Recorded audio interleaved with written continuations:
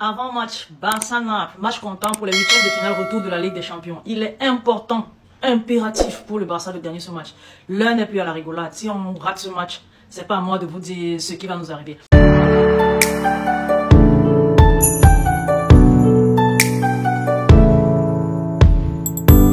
Bonsoir à tous, j'espère que vous portez super bien. Avant tout, je vais vous demander s'il vous plaît, partagez cette vidéo, partagez-la au maximum afin de faire en sorte que plusieurs personnes puissent voir la vidéo et surtout laissez vos différents pronostics en commentaire. Voilà, demain soir à 21 h, le Barça joue contre Naples à domicile.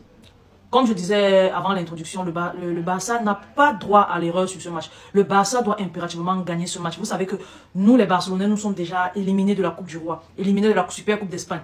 Nous sommes à 8 points de différence du Real Madrid en Liga. Nous sommes même 3e en Liga parce que Girona est toujours devant nous à l'heure où je vous parle. Et maintenant, la seule compétition où on peut espérer le titre, parce que oui, le Barça, s'il est en 8e de finale aujourd'hui, on peut dire qu'il peut encore espérer pour le titre. Il est encore en liste pour gagner la Ligue des Champions. Donc, la seule compétition où on peut encore gagner, c'est la Ligue des Champions. Donc, il faut déjà qu'on commence vraiment à bien faire les choses, à bien jouer.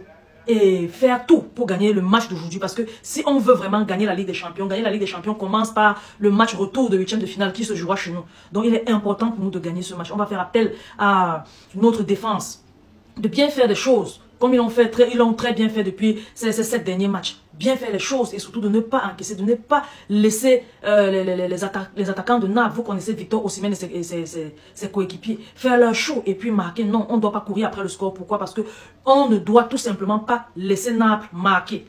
Si Naples ne marque pas, nous sommes sûrs d'une qualification. Donc à notre milieu de terrain de bien faire les choses. Pour moi déjà, voici déjà mon classement. À la base, je vais mettre Marc-André Ter Stegen dans les goals et je vais aligner en défense. Je vais faire un système 4-3-3. Donc je vais mettre Marc-André Ter Stegen dans les goals. Je vais mettre Cancelo, Alao, Kubasi et Koundé en défense. Maintenant au milieu, je vais mettre Gundogan, Christensen et Fermin Lopez. Et en attaque, je vais mettre Joao Félix, Lewandowski et Lamine Yamal. Donc quand on voit le classement que j'ai fait, avec Cancelo, Alao, Kubasi et Koundé, franchement, je ne vois pas quel attaquant de Naples peut faire du sale à ce classement-là, à cette défense-là. Il est bien, Kubasi est jeune, mais il a déjà montré, il a déjà prouvé qu'il est fort, qu'il est bon, qu'il a une bonne lecture de jeu, qu'il va dans le duel quand il faut, qu'il reste en retrait quand il faut, qu'il tacle quand il faut. Il a vraiment montré qu'il est un très bon joueur à son poste. Donc, il est important pour nous de lui faire confiance et de le placer à ce poste-là. Pour le milieu de terrain, j'ai aligné Gundogan, Christensen et Fermin Lopez. Christensen, pourquoi? Parce que depuis qu'il joue au milieu, au lieu de la défense, j'ai constaté qu'on n'encaisse plus beaucoup de buts, on ne prend plus beaucoup de buts. Quand il est au milieu de terrain, il fait bien les choses. Il joue vraiment un beau football et c'est un beau football pour porter vers l'avant qui nous empêche vraiment de suffoquer. De suffoquer à notre défense quand les attaquants adversaires font leur show.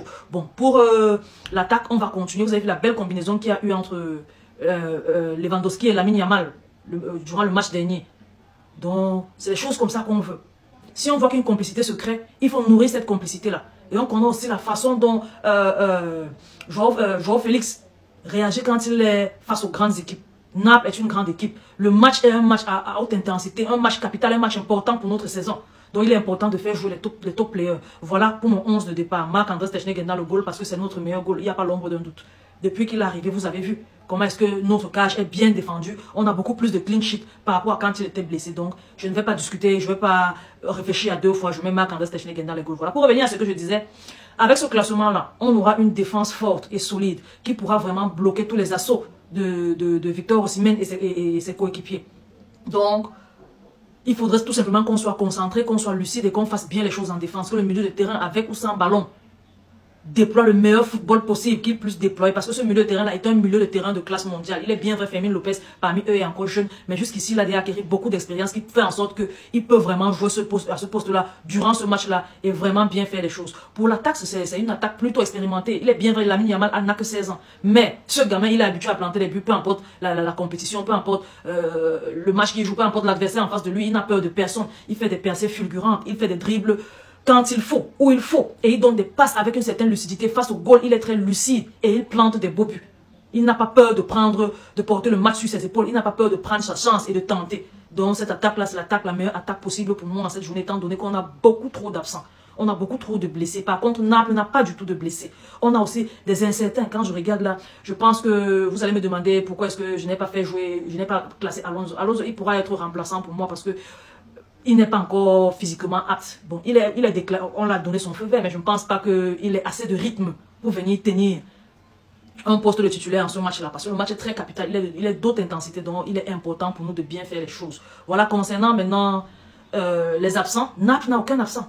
Et nous, vous connaissez, vous-même qui êtes absent chez nous, Naples n'a aucun incertain. Nous, on a Alonso qui est incertain. Chance pour nous, on réussit quand même à bien combler, à pallier l'absence des incertains et des absents grâce au banc, à la profondeur de banc qu'on a. Maintenant, quant à ce qui concerne les suspensions pour les quarts de finale, au cas où on se qualifie, on a Ferran Torres et Sergi Roberto, et puis on a aussi Alauro et Joao Félix qui risquent d'être suspendus. Bon, à ces joueurs-là de vraiment faire des choses bien et de ne pas prendre un carton jaune de plus qui pourra leur faucher la participation en quart de finale au cas où on se qualifie, tout en espérant qu'on va se qualifier. Pardon, supportons bien nos équipes et notre équipe et envoyons des ondes positives. Je ne sais pas comment on va faire, mais il faudra à tout prix qu'on gagne ce match et qu'on se qualifie pour au moins faire partir Xavi sur une bonne note, qu'on joue au moins les quarts de finale avec lui.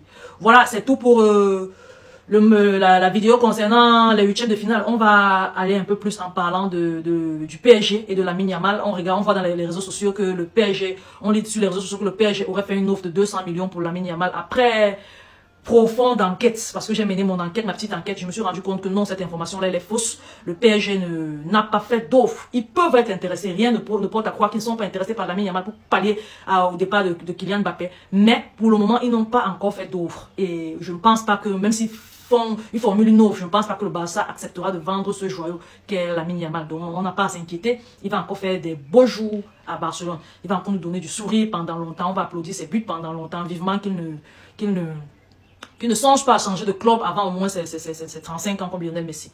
Voilà, maintenant on va parler de Pedri.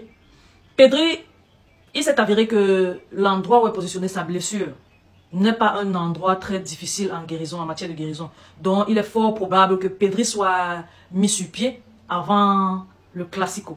Ça fera un joueur de plus, un joueur très important de plus au milieu de terrain.